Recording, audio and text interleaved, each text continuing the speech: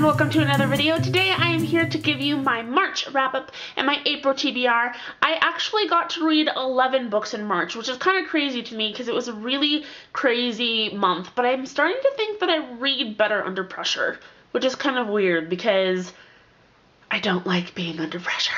For some of the books that I read this month, I don't really have that much to say about them. You'll see why later, but I will just be showing them and saying a couple of things instead of giving a full out, talk about them. I guess with that, we'll just get started. The first book that I read was The Beginning of Everything by Robin Schneider. I picked this up at my local library because it had an awesome first line and I was really excited about it. It had been in my list for a while and I had seen so many of you guys recommending it to me.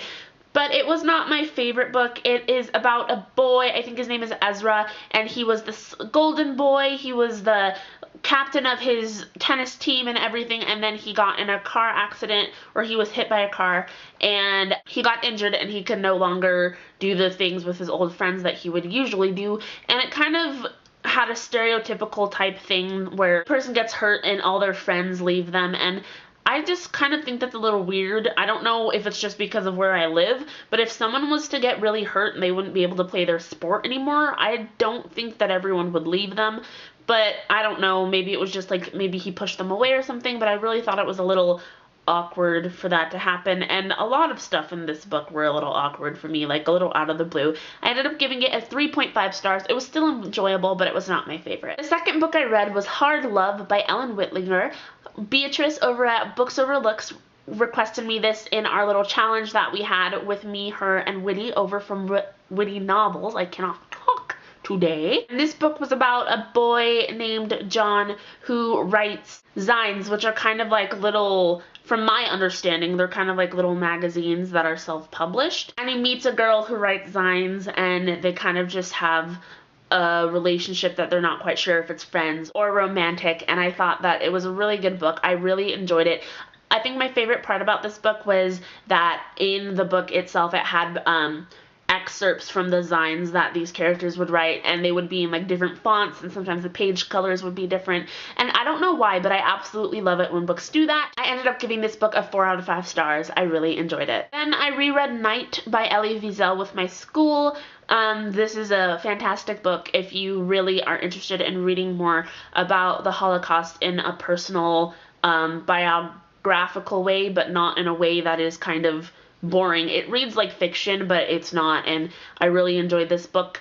Like I said, I read it before, 4 out of 5 stars, just like I did the time before, and I would really recommend it to people who are wanting to learn more about the Holocaust. Then I read this bad boy, The Star Won't Go Out by Esther Earl, and guys, the tears were ridiculous with this. It wasn't like a wow, that probably was the most attractive thing ever. It wasn't like an ugly cry because I knew what was going to be happening, and I knew that this book was by Esther Earl, who had died, but it still was sad. I think the thing that got me the most was John Green's introduction to this book. It was beautiful, it was wonderful, it was sad. So I would really recommend this book to people who are interested in learning more about Esther Earl, and yeah, what else can I say? I gave it a 5 out of 5 stars. I don't feel like there is a way that I couldn't give it 5 out of 5 stars.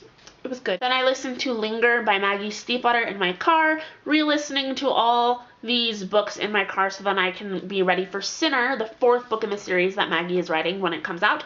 Love this series. Pretty sure it is one of my favorite series ever. Can't get enough. 5 out of 5 stars. Then I read The Unbecoming of Mara Dyer, and I'm pretty sure many of you know about this book because it has been buzzing around the booktube community for a long time, and I am sorry to say that I did not like this book at all.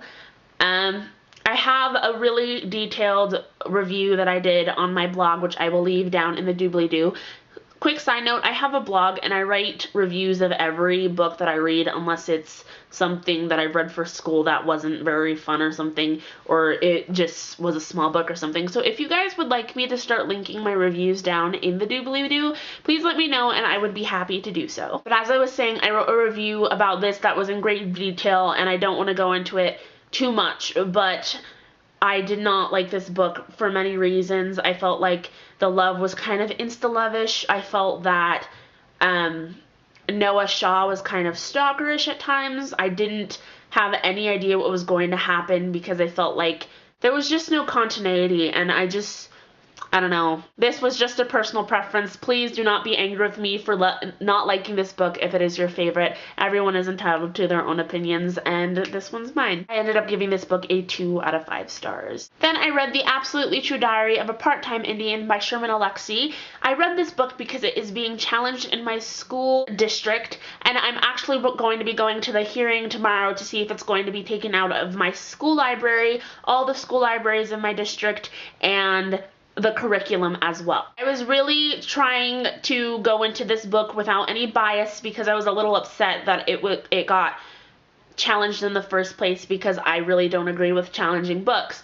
But I decided to go into it with an open mind so I would have a good opinion. And I absolutely love this book. It brought up things about being bullied for your race that I have been through personally, and it really just opened my eyes to see that other people can go through the same experiences that I can go through. And I love kind of that it took a humorous look at it, because I feel like if this book was completely 100% serious, it would have been a little overbearing and maybe a little too much for some people to handle if they have never seen something like this before. But I really do believe that this book was really great, and I gave it a 4.5 out of 5 stars. I really, really enjoyed it, and hopefully I can read more Sherman Alexie because I'm really starting to think that I love his writing style. Then I read Love and Lies, Marisol's Story by Ellen Whitlinger, the companion novel to Hard Love.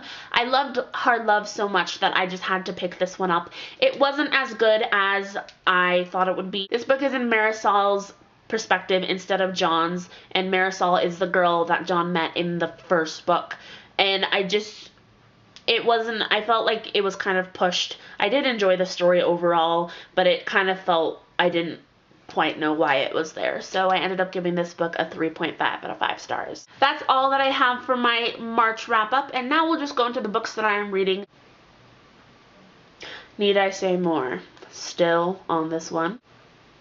I started The History of Love by Nicole Krauss. This book just sounds really good. I picked it up because I found a quote from Tumblr and it was so wonderful, and so I picked it up.